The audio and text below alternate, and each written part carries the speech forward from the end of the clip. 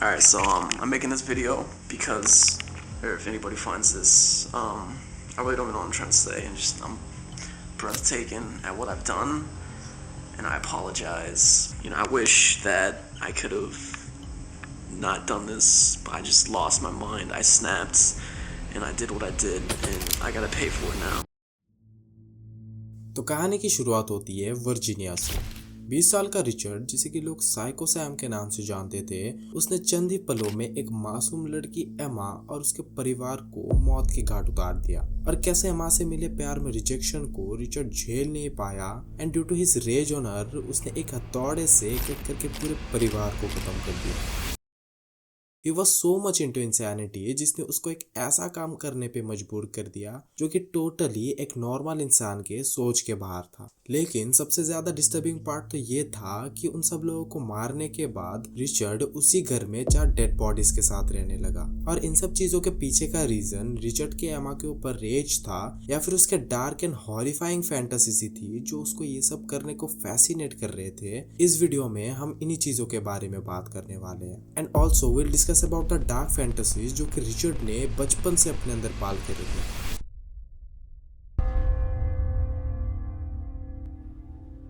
आजकल हम सभी इंटरनेट के एक ऐसे हिस्सा बन चुके हैं जिसमें हर दिन हम अपने जिंदगी का कुछ ना कुछ हिस्सा नए लोगों से मिलने में और इंटरनेट पे नए कनेक्शंस बनाने में दे देते हैं, जहाँ पर कभी एक सिंपल मैसेज, एक लाइक या फिर एक फ्रेंड रिक्वेस्ट एक नई दोस्ती की शुरुआत बन जाती है। लेकिन क्या आपने कभी सोचा है कि ये कनेक्शंस कभी कभी सिर्फ दोस्ती तक ही सीमित नहीं रह जाते। कभी कभी हम जिसे ऑनलाइन दोस्ती समझते हैं वो असली दुनिया के एक ऐसा छुपा हुआ और खतरनाक पहलू हो सकता है जिसके बारे में आप और मैं शायद ही कभी सोचते होंगे।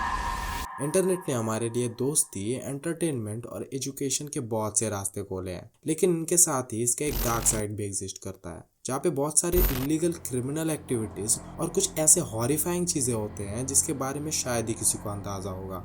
और ऑनलाइन दुनिया में कुछ ऐसे भी लोग होते हैं जो अपने इन्हीं डार्क ऑब्जेक्शंस को छुपाने के लिए इंटरनेट का इस्तेमाल करते हैं, एंड आज के ये केस भी इन्हीं चीजों के अराउंड रिवॉल्व करता है।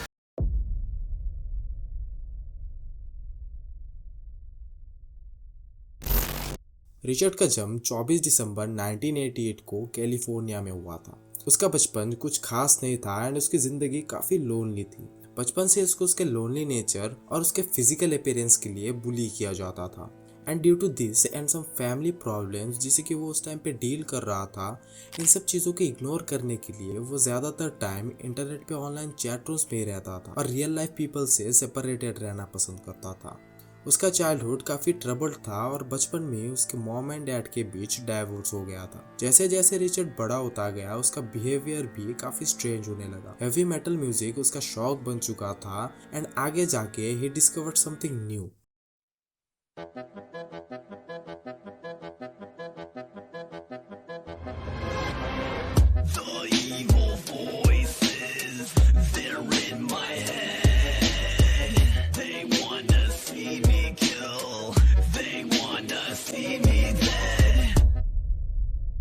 हॉरर को रैप, एक ऐसा म्यूजिक जॉनरा जिसके लिरिक्स बहुत ही गोर, डिस्टर्बिंग एंड काफ़ी वायलेंट होते हैं। इस टाइप के म्यूजिक में बेसिकली मौत, मार काट and very much about insanity के बारे में बात किया जाता है। रिचर्ड का ऑनलाइन पर्सोना एक डार्क और डिस्टर्ब आर्टिस्ट का था, जिसमें वो अपने लिरिक्स में घटिया वायलेंस और मौत की बातें करता था। रिचर्ड का ऑब्सेशन हॉरर कोर म्यूजिक से इतना गहरा हो गया कि उसने अपनी जिंदगी को काफ़ी हद तक इस जॉनर से जोड़ लिया।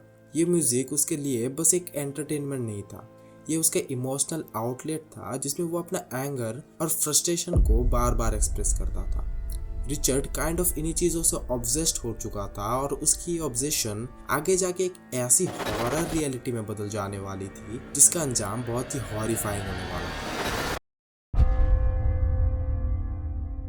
एक दिन ऐसे ही चैटरूम्स में हॉवर करते करते उसकी मुलाकात होती है 16 साल की एक लड़की एमा नीडरब्रोक से। एमा वर्जीनिया में अपने पेरेंट्स मार्क और डेबरा के साथ रहती थी। एमा का चाइल्डहुड भी रिचर्ड की तरह बहुत ज़्यादा डार्क और सबमिसिव था, and she was also into the horror core music. Horror core music को लेके दोनों का पैशन दोनों को बहुत कम टाइम में पास ले आती है, और रिचर्ड काइंड ऑफ बहुत जल्दी एमा से डीपली अटैच्ड भी हो जाता है। एमा को इम्प्रेस करने के लिए Richard used to record videos जिसमें वो अपने dark interest and thoughts exchange करता था। Emma used to text him with flirty messages और ये सब रिचर्ड को मोर देन फ्रेंडशिप ही लगने लगा। But the truth wasn't that, reality में कुछ और ही था। रिचर्ड एमा को एज हिज गर्लफ्रेंड देखने लगा and everything was quite sorted until September 12, 2009. After months of online conversation, Richard को finally एमा से मिलने का मौका मिलने वाला था and they decided to attend a horrorcore music fest जिसमें एमा अपने पेरेंट्स और उसकी बेस्ट फ्रेंड मेलेनी वॉल्स के साथ आने वाली थी। एज ए कॉन्टेस्ट मेलेनी भी हॉररकोर का एक हार्डकोर फैन थी और सोशल मीडिया पे अपने यूनिक और डार्क पर्सनैलिटी के लिए जानी जाती थी। रिचर्ड से मिलने के बाद एमा काइंड ऑफ शॉक थी। एज ऑफ रिचर्ड को लेके एमा ने अपने मन में जैसा सोच के रखा था, पहली नज़र में उसको वो बिल्कुल ही उल्टा लगा।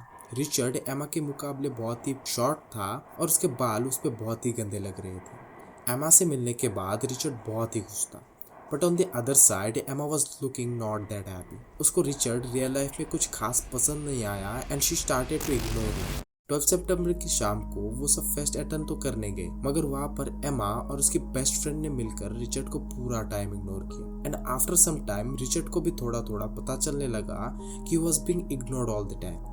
डीप डाउन रिचर्ड को अब तक पता चल चुका था कि Emma was no more interested into him, but उसका फ्रस्ट्रेशन तब रेज में बदल गया जब उसने देखा कि Emma was doing flirty things with other guys and she was also going very close to them. But तब तक रिचर्ड का गुस्सा उसका पीक टच कर चुका था। फेस्ट खत्म होने के बाद they all began to go back to Farmville, but उन सबको क्या पता था कि ये शाम उनकी आखिरी शाम होने वाली थी।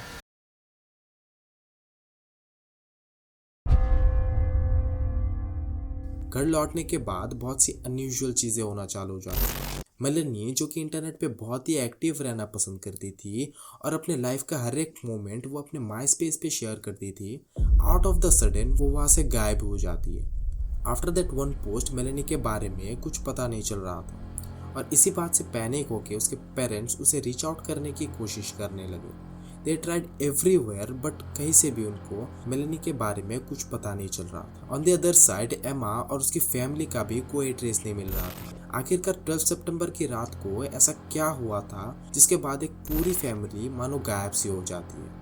बेटी के गायब हो जाने की बात से परेशान मेलेनी के पेरेंट्स पुलिस को ये बात इन्फॉर्म करती है और पुलिस बिना किसी देरी के एमा के घर इन्वेस्टिगेट करने जाते हैं। लेकिन घर में एंटर करते ही उनको कुछ ऐसा दिखता है जो कि बहुत ही डिस्टर्बिंग है। एमा के घर पे जाते ही they first notice that the front door was slightly opened और घर के अंदर से कुछ अजीब सी स्मेल आ रही थी। ये स्मेल थी कोई मरी हुई चीज की जो कि मानो बहुत टाइम से वहाँ पे सर रहा था। पुलिस को ये बहुत ही स्ट्रेंज लगा और इस बात को इन्वेस्टिगेट करने के लिए आखिर ये स्मेल किस चीज की थी, वो जैसे फ्रंट डोर से एंटर करते हैं उनको उनके सामने 3 डेड बॉडीज फ्लोर पे खून से लथपथ हुए मिलता है। ये सीन इतना ब्रूटल था कि पुलिस ऑफिसर्स खुद शॉक थे।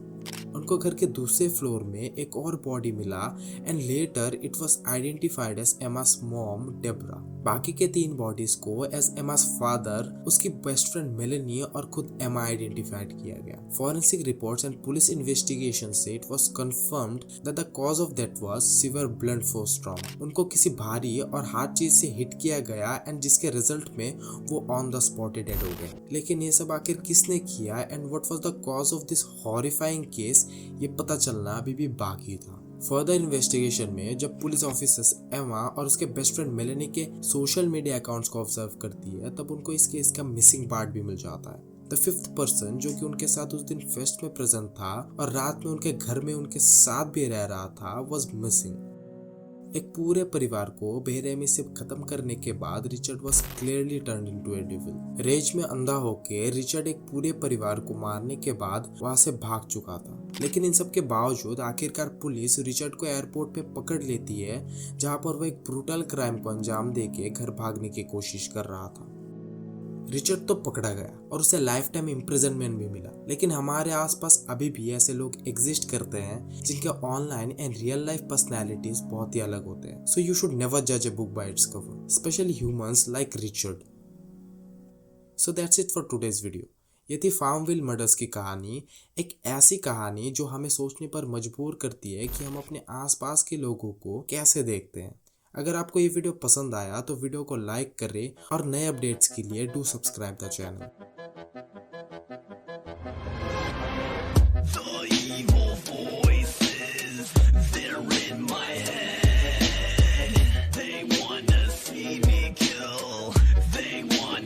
नींद